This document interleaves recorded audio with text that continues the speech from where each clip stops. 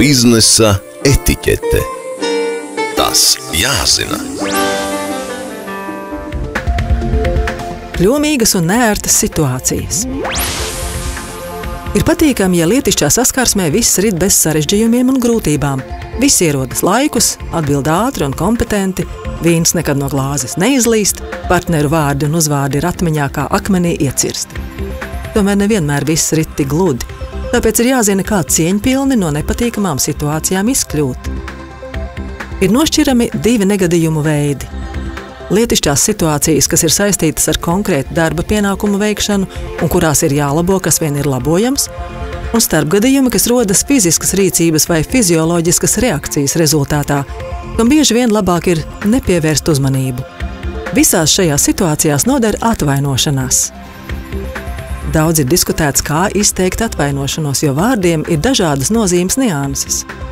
Pareizi būtu teikt atvainojiet, piedodiet, retāk neturiet ļaunu prātu, nepareizi atvainojos, kas burtiski nozīmē pats sevi atvainoju.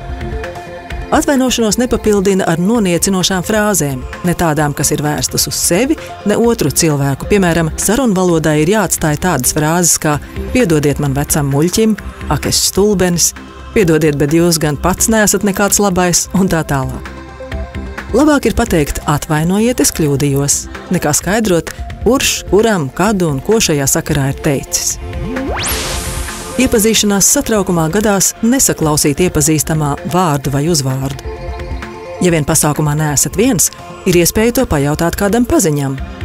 Taču var izrādīties, ka jau pirms paziņas satikšanas šis vārds ir jālieto, piemēram, iepazīstinot ar kādu citu cilvēku, piesakot uzstāšanos.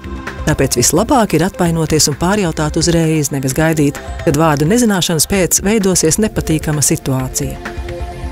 Gadās satikt pazīstamu cilvēku, kura vārdu nevar atcerēties, vai cilvēku, kurš būtu jāpazīst.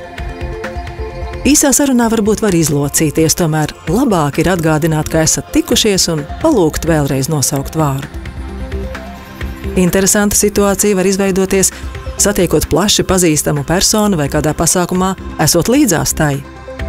Etiķetes speciālisti neiesaka pašam iepazīties. Labāk palūgt kādu, kas var iepazīstināt, ja tas tiešām ir nepieciešams. Pārteikšanās ir vēl viena nevisai patīkama parādība. Personai, kura pārsakās, ir jāatvainojas, bet pārējiem, ja vien nav noticis kas ārkārtējs, labāk tam lieka nepievērst uzmanību. Viena no biežākajām pārteikšanās situācijām ir uzrunas formu tu un jūs lietojums.